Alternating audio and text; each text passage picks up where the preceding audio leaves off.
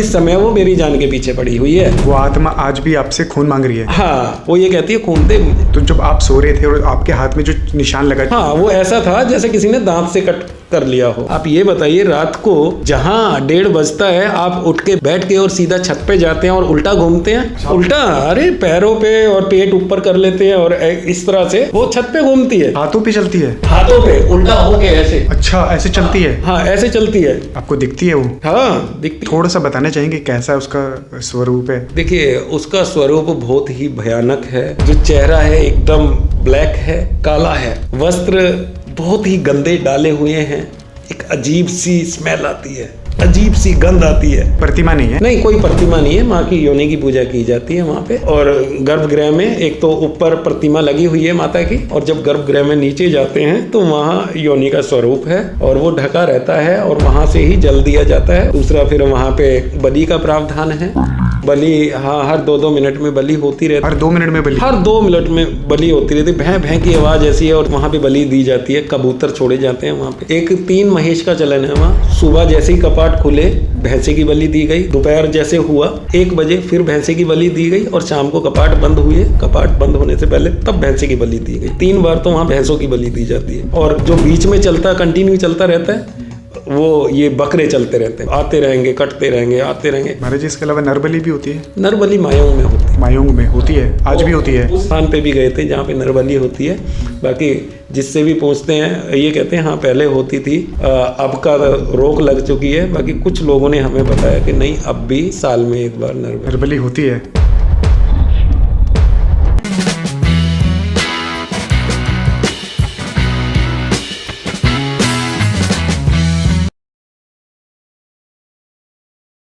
कामाख्या मंदिर एक अद्भुत रहस्यमय मंदिर है जिसे आम लोगों की नज़रों से छुपा के रखा गया है। आज भी वहाँ लोग जाने से डरते हैं। उसे तंत्र, काले जादू और टोटके का गढ़ माना गया है। मैंने अविनाश महाराज जी से बात करी थी। उस वक्त महाराज जी कामाख्या में ही थे। महाराज जी ने मुझे कुछ ऐसी बातें बताई जिसे सुन के मैं हैरान हो गया और मैंने सोचा क्यों ना वो आपसे शेयर की जाए। तो आज एक बार फिर से हमारे स्टूडियो में है अविनाश महाराज जी, गढ़गंगा वाले। नमस्कार महाराज जी।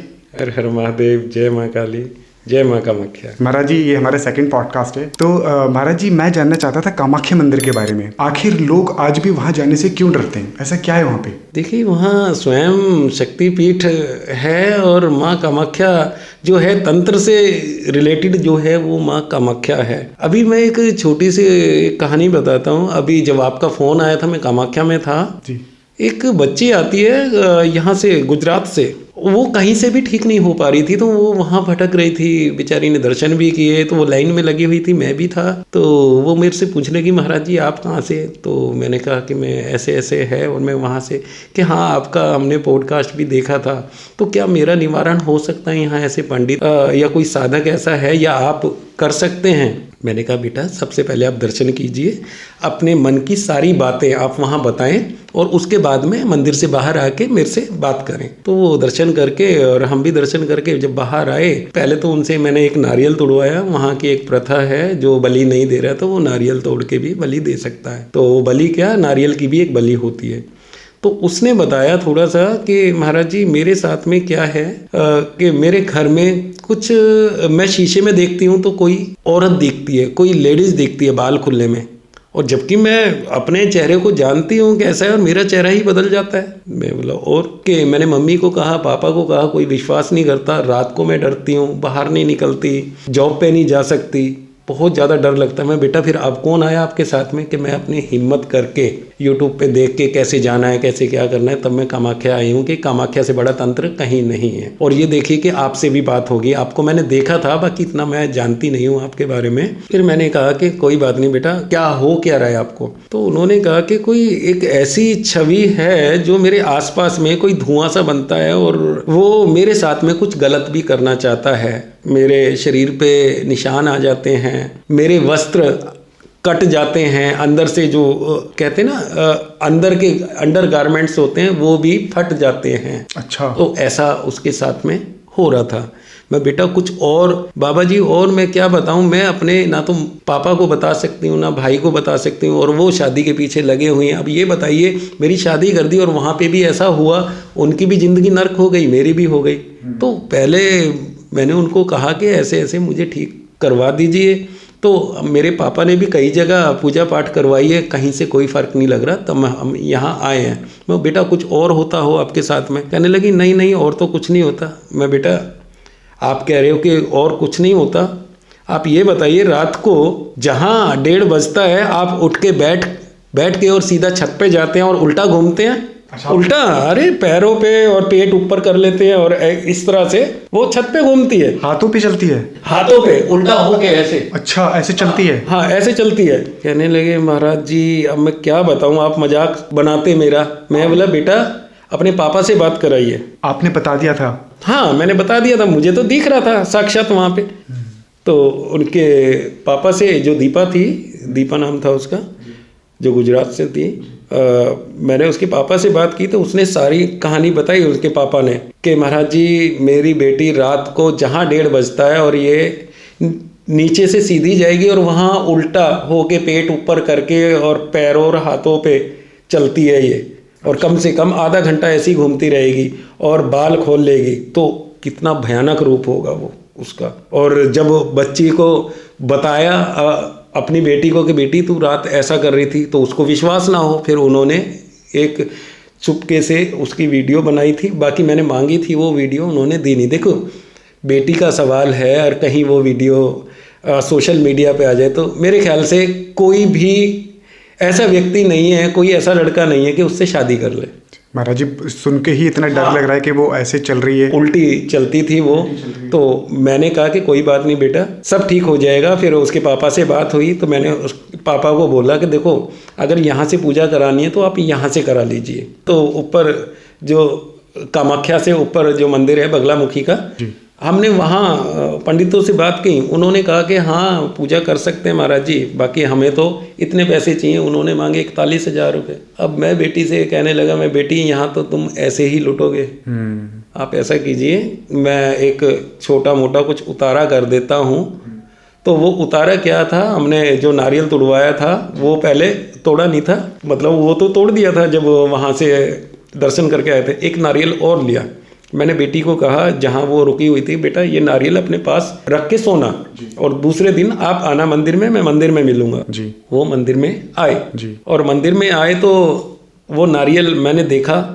तो मैंने क्या किया, उस नारियल में वहाँ पे कामाख्या की एक बहुत प्राचीन मूर्ति इतनी बड़ी ढकी हुई रहती है। तो मैंने उस बच्ची को कहा कि वहाँ से जाके ना दर्शन के बहाने थोड़ी सी चुन्नी उघाड़ना और वहाँ से सिंदूर थोड़ा सा ले लेना। अच्छा। वो लेके उस नारियल पे लगाना है, ठीक है। नारियल पे लगाया और वो ले आई और मैंने तो माँ कामाख्या का नाम लेके, ले मैया अगर इसके ऊपर कुछ भी है, कोई भी दिक्कत, वो जो लेडीज है या इसके खून की प्यासी है या कुछ भी है, वो इसको नजर ना आए और ये अगर ऐसा कुछ करे तो ये सारा कुछ मेरे तरफ छोड़ दे। मैं अच्छा, वो आपने अपनी तरफ मांगा? हाँ मैंने अपनी तरफ मांग ली कि आज से ही ये बच्ची ठीक रहनी चाहिए। अब हुआ क्या, वो नारियल तोड़ दिया, ठीक है। मैं कामाख्या में जहाँ रुका हुआ था, अब वो उस बच्ची को तो कह दिया बेटा आप जाओ और वहाँ माँ भद्रकाली धाम आना। अब होता क्या है कि मुझे रात को कुछ आभास हुआ कि कुछ घूम रहा है। अरे भाई, अच्छा, मैं तो एक सादा को मुझे घूम डराने की कोशिश कर रहा है। अच्छा, मैंने देखा तो स्वैपन में, ऐसे नहीं आम उसमें नहीं कि मैं अब बैठा हूँ, स्वैपन में कोई एक लेडीज आती है, बड़ा ही डरावना रूप है और वो कहती है कि या तो मुझे वहाँ चला जाने दे गुजरात, और नहीं तो मैं तुझे मारूंगी और तेरा खून पीऊंगी। सपने में आपसे कहा कि या तो मुझे जाने दे, नहीं तो मैं तुझे मार दूंगी, तेरा खून पी लूंगी। तेरा खून पी जाऊंगी। तो हुआ क्या था, मेरे हाथ पे भी एक हल्का सा कहीं से कट था, हल्का सा, जैसे कोई चूहा कुतर देता है तो वहाँ से हल्का सा ब्लड भी निकल रहा था। तो मैंने देखा भाई ऐसा कुछ दिखा और यहाँ से ब्लड निकल रहा है। तो मैंने सोचा कि ये था क्या, हो सकता है भाई कोई चूहा वगैरह आया हो। मैंने उस बात पे ज़्यादा ध्यान नहीं दिया। तो इस तरह के सपने रोज़ 2 दिन छोड़ के 3 दिन छोड़ के वो स्वप्न आ रहे हैं। फिर मैंने उस बच्ची से बात करना चाहा तो वो बच्ची कह रही है ठीक है मेरे पापा लेके आएंगे। बाकी उन्होंने जो समय दिया था अभी तक वो मेरे पास नहीं पहुँचे हैं। तो मुझे क्या करना होगा, मैं वहीं जाऊँगा, फिर दूसरा नारियल लूँगा, फिर वहाँ से सिंदूर लगाऊँगा। हे मैया वो नहीं आ रहे तेरे भक्त के पास तो मैं क्या करूँ। इसको या तो यहाँ पे बैठा और या इसको भेज दे जहाँ भेजना है। जब वो आ ही नहीं रहे, वो अपना निवारण ही नहीं करवाना चाहते, तो मैं क्या कर सकता हूँ। मतलब इस समय वो मेरी जान के पीछे पड़ी हुई है। वो आत्मा आज भी आपसे खून मांग रही है? हाँ, वो ये कहती है खून दे मुझे। तो जब आप सो रहे थे और आपके हाथ में जो निशान लगा, हाँ, वो ऐसा था जैसे किसी ने दांत से कट कर लिया हो, इस तरह से था। तो क्या वो आत्मा हो सकती है? हाँ बिल्कुल है, वो स्वप्न में नजर आ रही है। अब देखिए, मैं बताऊंगा, अगर सारा कुछ मैं आपकी ऑडियंस को बता रहा हूँ कि भाई मेरे साथ में ऐसा हो रहा है, तो कोई विश्वास करेगा, कोई नहीं है। तो मैंने क्या बोला है, स्वप्न में ऐसा दिखता है और हकीकत में मेरे कहीं ना कहीं थोड़ा सा वो ब्लड निकला हुआ होता है। तो मुझे तो पता है ना कि वो एंटिटी मेरा खून मांग रही है। अगर ये मेरा भी ठीक हो सकता है और उस दीपा का भी ठीक हो सकता है, अगर वो आ जाए मेरे पास। अरे एक निवारण है, एक प्रक्रिया है, वो तंत्र क्रिया करें और भाई वो भी ठीक रहे और मैं भी ठीक रहूं। अगर नहीं आएंगे तो मुझे मजबूरन कामाख्या जाना पड़ेगा, वो नारियल तोड़ना पड़ेगा, वो चीज़ें फिर जाए, फिर मैं क्या करूं। और मेरे पीछे भी तो फैमिली है। बिल्कुल, आपको और किसी तरीके से वो नुकसान पहुंचाने की कोशिश हाँ, किसी ना किसी तरीके से नुकसान पहुंचाने की कोशिश कर रही है। अब भी हम कुंभ में जा रहे थे तो गाड़ी एकदम से टकराई और उसमें एकदम से आग लगने लग गई। आपको दिखती है वो? हाँ दिखती। थोड़ा सा बताना चाहेंगे कैसा उसका स्वरूप है? देखिए, उसका स्वरूप बहुत ही भयानक है। जो चेहरा है एकदम ब्लैक है, काला है, वस्त्र बहुत ही गंदे डाले हुए हैं, एक अजीब सी स्मेल आती है, अजीब सी गंध आती है, इस तरह से दिखता है और फिर आभास होता है। हाँ, कहीं ना कहीं हमारे पूजा पाठ का भी एक ये अंतर है कि हमने जो पूजा पाठ साधनाएं और उपासना की हैं तो वो हमारे से दूरी बना के रखती है। हाँ, जब हमारा दिमाग जैसे हम सो गए, हमें पता ही नहीं है कुछ भी, तो उस समय वो जो कहीं से भी थोड़ा सा ब्लड निकलता है, क्या है वो समझ नहीं आ रहा कि उसकी इतनी हिमाकत हो गई कि इतनी कि वो हमारा ब्लड ले रही है और स्वप्न में भी दिख रहा है। क्योंकि महाराज जी, आप तो खुद काले जादू भूत पिशाचों को अपने कब्जे में रखते हैं। अगर वो आपको ऐसे नुकसान हाँ, तो कितनी उग्र एंटिटी होगी वो तो बहुत पावरफुल हुई। बिल्कुल। बाकी जब भी कभी आएंगे अगले पॉडकास्ट में तो देखते हैं, अगर वो आते हैं क्या क्या हुआ, वो सारी कहानी है। इसके बारे में महाराज जी अब बिल्कुल बताइएगा क्या हुआ है। बस इस पॉडकास्ट का लास्ट सवाल, क्योंकि हमने शुरू करा था माँ कामाख्या से। जी। जो लोग पहली बार देख रहे हैं, माँ कामाख्या का नाम सुन रहे हैं, आप उन्हें बता दीजिए कि माँ कामाख्या है क्या और वहाँ पे क्या तंत्र क्रियाएं होती हैं। देखिए, जो भी तंत्र क्रियाएं होती हैं, एक तो वहाँ जाके जिस किसी से भी मिलेंगे, अपनी पूरी कहानी मत बताएं वहाँ पे। जितनी आप ज़्यादा अपनी प्रॉब्लम बताएंगे उतना ज़्यादा मोटा खर्चा हो जाएगा। कहते हैं वहाँ पे माँ की योनि की पूजा की जाती है। हाँ। कोई प्रतिमा नहीं है? नहीं, कोई प्रतिमा नहीं है, माँ की योनि की पूजा की जाती है वहाँ पे। और गर्भगृह में एक तो ऊपर प्रतिमा लगी हुई है माता की, और जब गर्भगृह में नीचे जाते हैं तो वहाँ योनि का स्वरूप है और वो ढका रहता है और वहाँ से ही जल दिया जाता है। वो मस्तिष्क पे लगा लो या थोड़ा सा जैसे कि अमृत मिल गया, अमृत पान कर लो, तो इस तरह से भी कर सकते हैं। दूसरा, फिर वहाँ पे बलि का प्रावधान है। बलि हाँ, हर 2-2 मिनट में बलि होती रहती है। हर 2 मिनट में बलि? हर 2 मिनट में बलि होती रहती है। भैं भैं की आवाज़ ऐसी है। और जो कहते हैं प्योर वेजिटेरियन है तो वो तो वहाँ परेशान हो जाएगा, उसको या तो कान बंद करने पड़ेंगे, वो बहुत ज़्यादा विचलित हो जाएगा वहाँ पे। तो वहाँ जाएं तो जाके अपना साधारण अपना लाइन में लग जाएं और दर्शन करें। अगर बलि जहाँ दी जा रही है वहाँ मत देखें,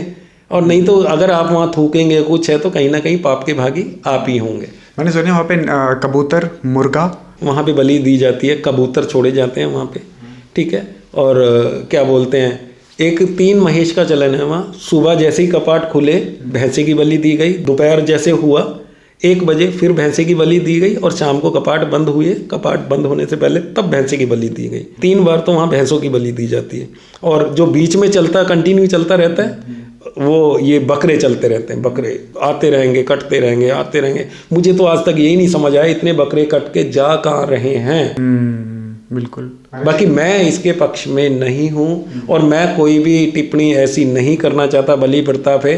क्यों? अगर मैं वहाँ जाऊँगा तो शायद वहाँ के लोग मुझे अंदर एंटर होने भी नहीं देंगे। तो इसलिए मैं इस बारे में कुछ नहीं कहूँगा कामाख्या के बारे में। जो बलि चल रही है, जैसा चल रहा है भाई, वो पहले से ही चल रहा है, तो हम कौन होते हैं रुकवाने। महाराज जी, इसके अलावा नरबली भी होती है? नरबली मायोंग में होती है। मायोंग में होती है, आज भी होती है? उस स्थान पे भी गए थे जहाँ पे नरबली होती है।